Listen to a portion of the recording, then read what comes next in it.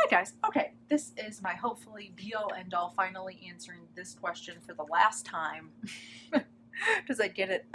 This is the most common question I get, is basically how to price your freelance copywriting services. For context, for people who don't know me, I have been a freelance writer slash marketer slash copywriter for 12-ish years now, with a primary focus on copywriting. I've done blogging though, I've done social media, I've done marketing campaigns, all of the things, but mostly copywriting. So I have done everything from, $5 projects to thousands of dollars worth of projects, everything in between. So, I know some things on pricing and I know what to do and not to do. So let's talk about it. So how much do you charge as a copywriter? This is an endless debate. It is the number one question I get all the time, which is interesting. That's like, how can I start making like $1,000 a month? And I'm like, wow.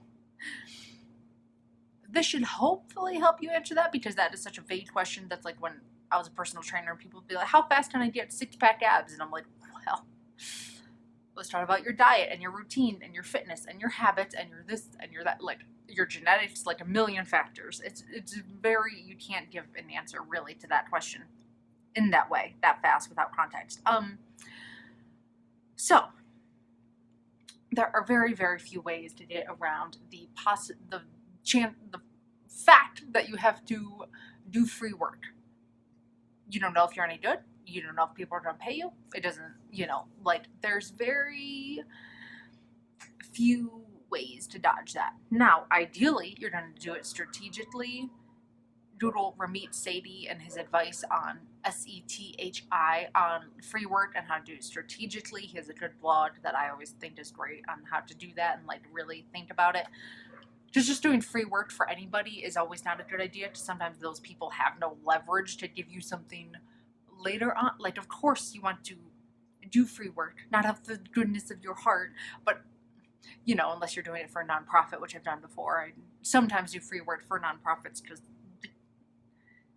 I'm not like, oh, I'm a good person, but I'm like, I care about this enough to do that. But anyway, you want to be smart and think a few steps ahead if you're going to do free work, which you most likely have to do to at least get some kind of feedback, unless you do something like you hire, you go through my coaching program or the course or something that helps you navigate. I have dog bags in my sweater. That's what happens when you have a dog. You just have random doggy bags everywhere. Anyway,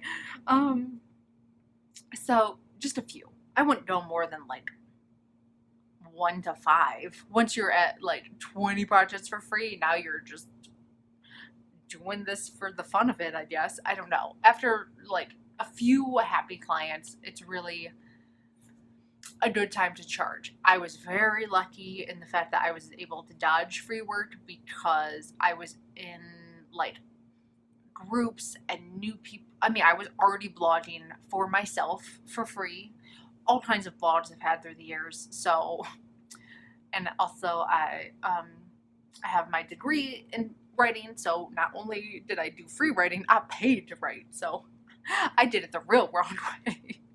So I paid to have people, critique and teach me, school was more than that. But the point is, I was very lucky that I got my way in, but I'd already had all of this experience, things to prove. When you have a writing degree, it's okay, but I was ready to work for free. I was ready to hustle. I had already been giving advice to people. Keep in mind, I'd been doing networking. I didn't just wake up one day and was I'm a copywriter and dove in and okay, now I'm gonna be charging $50 an hour. I was already in groups and networking with people and giving advice. I'm hey, I think, one fun thing you could do for this page, or one fun thing, or blah, blah, just that kind of giving all kinds of advice and ideas and joking with people and keeping in touch with people. It is the bedrock for being able to charge, which I will do a whole video on networking if you guys want me to. That's a whole nother topic. But first 5 for free, give or take. And then, try and make your first $20 an hour gig. I mean, I wouldn't really go below that. I've definitely done gigs where it ended up being literally $2 an hour because that's how bad I was in the estimating of the pricing at the time, and the client was a pain and all of those things. But then $20 to $30 an hour is not like unheard of for people to start with, keeping a few things in mind, which we'll get to in a minute. Okay, so generally in your first year or two, and there's a link I will put down below from Ramit, his site Growth Lab, on pricing, which I think is really good article. Under 2 years, part-time of experience, and good. These are not people who are just like still mastering, the basics of grammar and stuff like that. $67 an hour. After 2 years full-time, $237 an hour. And then after 10 years full-time, $298 an hour, give or take. I'll put it down below, and it breaks down a whole bunch of pages and stuff too. And like a sales page, first 2 years, $400. Like the progression that you can go through to kind of judge your benchmark of where you're at. So also those first few dates are going to give you a really good idea of like where you're at. Like your clients are either super enthused and they're so stoked and like they give you results and feedback and stuff, which is why it's good to have a good connection with your clients, because they'll give you that information. Whereas like if it's on like Upwork or something where they just disappear forever, sometimes that's hard because you don't get that feedback and you're like, so was that good or not? And it's like, well, they paid you, but that's like not exactly the best gauge of if your writing's good or not. Anyway, it's going to be a gut feeling. I don't know what else to tell you. So there's two sides to pricing and getting paid. Number one, there's you, okay? And first of all, what do you need to live? Like, what do you need to make in the side hustle to make it worth it? And for some people, it's like nothing because they have enough savings, they have a full-time job, they're like, I'm really just out here trying to get the experience. That's a different angle than someone who is like, okay, well, I just got fired and I need to start making like $1,000 a month. It's like, okay, so now you need to do the math backwards. $1,000 a month, $20 an hour. How many hours do you need to work? How many clients is that? How many projects is that? And that's how you can get that answer for all of that. And then you just gotta fill that pipeline so people go through the which means like, okay, if you need like 20 clients in a month to hit your goal, then you need, how many pitches do you send to hit 20 clients? How many sales calls is that? So put them through the funnel. So for you, how much do you need? First question. Experience, whether it's in copywriting or not, although obviously copywriting is important, but like if you're a lawyer or a doctor or a software engineer or something high paid, 6-figure salary kind of job, you're switching to copywriting, you can now charge a little more than the average person, especially if you're going to write for that field, because someone who is a software developer who writes for software developing companies who usually have money, which is the key part here, you have the experience to make it sound really good and you know what you're talking about, so you can charge more than the average person who's just starting out who has no experience in that area. Cool. Especially really, really technical careers, personal development and health and wellness and meditation and self-care are not the high paid. I'm talking technical, heart transplants, lawyers. Lawyers cannot be wronged on their website. They cannot be wronged in blogs because now there's all kinds of problems. If you're wronged, that's the problem. Like if you're wronged about like how to meditate, like it's not going to kill anybody. You know what I mean? Very different. Okay. But also with you, there's pricing and packaging, how you're going to like position yourself to be who you are, which is like, okay, why would someone choose you over the hundreds of other options out there? And that's something you need to deep dive. I can't give you that answer. You need to deep dive into like why. And sometimes you don't know. Like calm down if you don't know that answer yet. Like just write that down to start asking yourself that every few months on like your positioning and what makes you unique and different and like stand out from the other 5 million people who are doing what you do for $2 an hour. You need to do that. You need to answer that question. If you want to raise your rates anywhere above like $20 an hour, you need to start answering that so clients can justify in their head like a Tesla and what's a really crappy guy? Ford. Shots fired, Ford. I'm from Detroit. I can do that. But like, they're both vehicles that get you point A to point B. But the more expensive luxury cars answer a question of like why someone would choose them. Whether or not you understand it, whether or not you agree with it, whether or not whatever, it doesn't matter, just the customers do, which is what you'll need to do and start changing your language and your targeting to attract those higher value clients. But they answer that question, why? At least to the client. If you don't understand it, like that's perfectly fine. There's a lot of things I don't understand in the sales and business world, but I mean, I'm saying it doesn't speak to me as a person, but anyway. So you need to answer all of that for you before you can even kind of like, but if you just want a number, because everybody just wants a number all the time, $20 to $30 an hour. There you go, be free. Now start charging that. And then go back to my other video on why you're not getting clients if no one will agree to pay that rate. There's something in that problem in your funnel that's like a problem. But there you go. There's a first starting number. Just pick one, throw a dart at the wall. I did blogs for like $5 a blog because I had no idea any better. And just know you're gonna just bumble along the way. It's okay. Everybody wants to start out at like $500 an hour and get it perfect, and you're just not going to. I can't even make that sound nice. There's just no way. So work your way up to it. Just you can't wake up tomorrow with like a six-pack abs, you know, when you haven't worked out in like 30, 40 years, you're 100 pounds overweight. Like it's just not gonna, it's a climb. Everything is a climb. Okay. So now into the client side, what you need to know about your clients in order to attract the people who want to pay you more money. You need to know, which I'm telling you, when I say nobody does this, I mean nobody does this, which is why nobody starts to charge more for their work. What the hell do they struggle with? What are they thinking about and what do they care about?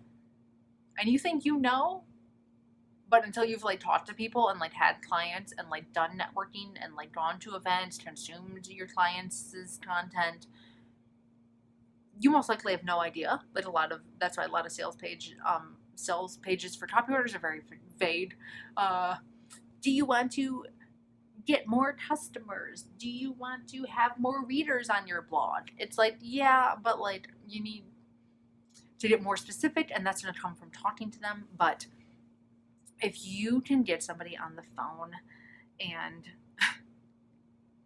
show why you're the solution to their problems that they didn't tell you that you knew, you just picked up either intuitively or you consumed their content and you figured it out, price no longer matters. When you get to the good clients, which is mind-blowing when you do and you finally get on a call and you're like, yeah, $75 an hour, and they're like, okay, cool, like great, so solving that problem that you mentioned. When? Just invoice me. Great, cool. Like, let's get to the solving of the problem. It's so nice. So know what their problems are, and I can't tell you that. You gotta Google that. This is not, it depends on your industry and who you're targeting and like what you're aiming for. So, which will be covered in my future copywriting business course on how to do this. Or just get my pipeline ebook. It's also in there too, on like talking to people. Because you gotta talk to people. If you don't like to talk to people, this is not your career. Just don't get a copywriting job. There's nothing wrong with that. People are so upset about like having a copywriting job, and like so many companies have remote copywriters, and you don't have to do any of this. You just get paid to write all day. Anyway, side rant. But also, are you aiming at clients who understand what copywriters do and also have money? I know that's not a fun thing to talk about, but a lot of people target industries that like notoriously don't have money, or the client doesn't have money. Like they're a complete startup, but they have no funding, which means they have no money. yeah, they're not gonna be able to pay you $100 an hour because they don't have the money. If you're targeting industries and things that don't like, and it's hard to say that like not every, some industries are better than, but like if you want to target, I don't know, something that's like helps teachers do stuff, like teachers don't have money. Like, who are you kidding? Teachers have to buy markers for their classrooms. Just like nobody gives teachers money. Which is why, on a side note, like if you want to, I dedicate a certain percentage of my work to be extremely wildly painfully discounted because I care about these causes and I know I'm good and I know I can help them like fundraise or get money or get interest, like, and you can choose to do that. But get your big clients in a row first. You know, get those clients with money, who have money to spare, and who also understand and appreciate what copywriters do. So you don't need to explain it to them. They already know and understand that copywriting is important. And you'll know this by the first time you get on the phone with them, because they'll either treat writing as just like this thing that anybody can do and how they talk about it. And especially ask them about like other client, like copywriters they've hired before, like get a feel for if they think it's just like you're just a person who's just the cog in a machine and is like you're not special, or they're like they value what you do. Like I keep checking the clock because I have a call with a client who I had almost like 8-9 years ago, who is now has a whole different career and company and is potentially hiring me just because they understand the value of like having someone who can like, you can just, a lot of my clients, this is now a whole side, will just like brain dump their thoughts to me and their ideas and just like bullet points, and then I make it beautiful and formatted in their voice and SEO and like all the fun things that they don't want to do. But I know that they value that. They're like, oh my God, thank God someone put my thoughts into writing, which you'll be able to tell, like I said, on the call with them. Anyway, moving on. Okay. So here's the secret. Once you decide your rate and you've gotten paid for it, like that's the thing, you have to have been paid for it a few times. Like if you just decide that you're worth $75 an hour and then nobody pays that rate, I don't know what that does for you. So once you've been paid a rate, like at least from a few clients, then you know, like, okay, good, I can stay here for a little bit. But stick to your damn rate once you pick it. You know, like a lot of people will like dip and dive and start to backtrack and be like, oh no, I just like, okay, yeah, I stuck at 75 an hour, but like, okay, yeah, you want to offer me 20, that's fine. Unless you're desperate and like in a need, I'm not gonna ever judge that. Like you do what you need to do. But the secret superpower is that most of my clients who have said no, like, no, we're not paying that, suddenly come back very quickly after hiring other people and realizing that I know what I'm doing and what I'm talking about. And it's just a shock. They just all of a sudden want to pay my rate just fine. So keep that in mind if you hold the line. Just especially if they kind of sort of respect you, then just holding the line is, one, going to save your sanity, but two, usually they find a way to find the money. And if not, then like, bless, goodbye. They were probably not a client you wanted to work with anyway.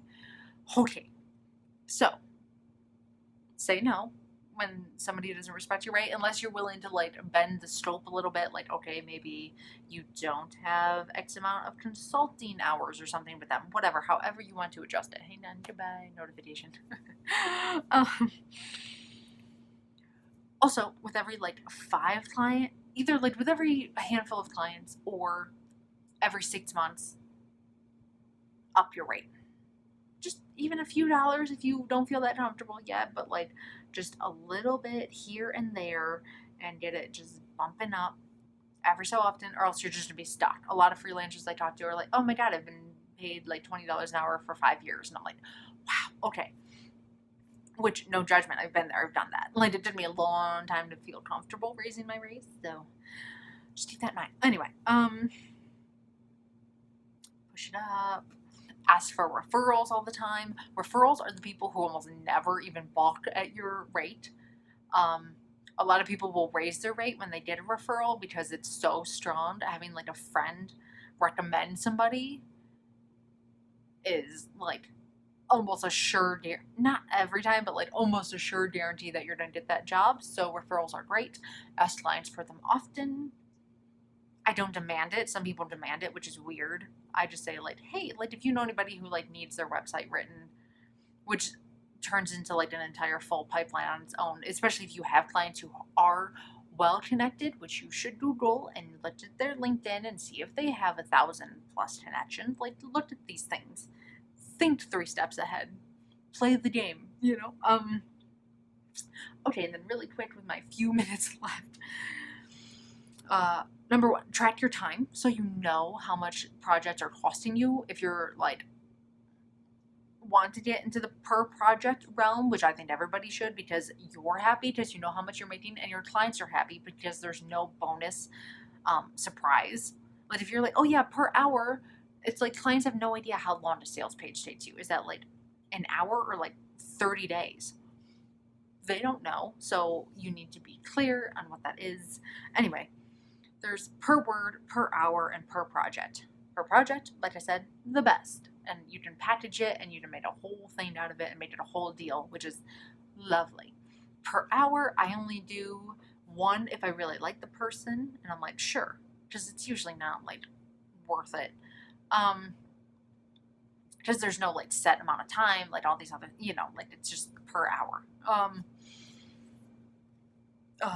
Really like the person, or I've done work for them before, like, you know, a client I did a whole website for, and now they just need like some tweaking to their emails or something simple. And it's like, okay, sure. Naturally, I'm not gonna I know some copywriters are gonna scream who like make a contract for just doing like 3 hours of work and like get them to sign in all this stuff. I'm like, great, I will just send you the invoice, like we're cool. Especially if they've always paid like on time and it's no big deal, and it's like, I trust you generally. I trust a lot. Maybe or maybe do that if that works for you. And then per word, don't play in the per word area, because then you're just start writing sentences like hereby, therefore, because of the instance in which the preferred, instead of just being like, yeah, order it here. You know, I don't like playing in the for word space, because then you're just gonna find all this filler bullcrap to like, hello, make the money worth. And also clients who usually want to pay per word are cheap. So there's that. That's a fact. And some clients just don't know, like they just think that's the standard. So it's really good to educate them on like why it's better for them to just pay per project versus per word. I would just tell them, because I'm like, it's gonna be better. Like if you want me to filler, not that I would, but like I tell them, I'm like, listen, if my brain is on like each word is money, then like my brain is naturally gonna be like, fill it up. You know, let me write like Hemingway and really obnoxious, or like John Steinbeck and write like a whole chapter on this tumbleweed blowing across, you know what I mean? Like Grapes of Wrath, if you've never read it, there's like a whole chapter on a tumbleweed that blazes across. It's probably some like deep metaphor that like Lord knows, but anyway, that is it. That is the whole answer on pricing. Now, I know a lot of people, you know, 25 an hour, start with. Just pick it and go. Pick it and go. Ask. Start putting projects together. Get some damn time tracking software. You're a now professional. Treat it like a job. This is a job now. This is not a joke. This is not fun. This is not cutesy. How much time does an about page take you? Start the clock, end the clock. Don't be distracted. Don't be on your phone the whole time. Don't watch YouTube. Like, focus. How long does that take you? Great. How long do emails generally take you when dealing with a client? Track all of these things. Track how long edits take you. Track how long the research takes you. This is how you get numbers. Instead of, you can't just pull out these numbers generally, because if you're going to go the package route and go like, okay, yeah, it's like 500 for this whole package, and then itemize and explain and break it down and admin and this and that and research and this, and like make the whole list of all the things you do to include that. If you just come out the gate, you know, it's like everything is just like, I can relate to being a personal trainer, because it's all the same. You're getting clients, you're getting them results. It's like if you just came in the gym and some trainer was like, oh yeah, like $500, and you're like, okay, what do I get for that? And they're like, workouts, Yeah. And you're like, okay. But if you met someone and they're like, yeah, you did like 3 workouts a week, you did, 24/7 text message support, you get a whole diet plan, you get, blah, blah, blah, a challenge, a Saturday workout, a hike, you're going to buy that because it makes sense, because it's itemized. And a lot of writers are just like, yeah, it's like, like $300 for this page. And clients are like, okay. What does that do for me? What is the result? What is the hope of that? Anyway, that is it. There you go. That is the whole long spiel on how to charge your copywriting services.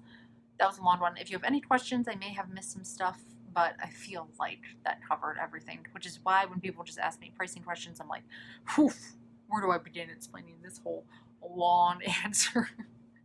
Here it is. I will send this video to everybody now forever. Okay. I have a call. I need to go woo a client. So, bye guys.